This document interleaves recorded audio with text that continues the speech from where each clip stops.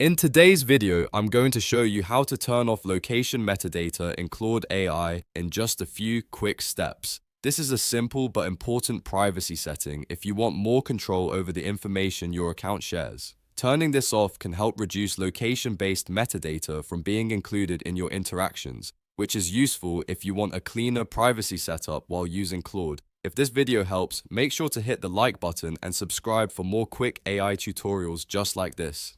Alright, let's jump right in. First, open Claude AI and look at the bottom left side of the sidebar. You'll see your profile name there, and that's where you need to start. Click on your profile name to open the account options. Once the menu appears, select Settings. This will take you to the main settings area where you can manage your account preferences, privacy options, and other important controls. Inside Settings, look for the Privacy tab. Click on Privacy to open the privacy-related controls for your Claude account. This is where Claude keeps the options that affect your data and visibility settings, so it's the right place to manage anything related to metadata and privacy. Now, locate the location metadata toggle.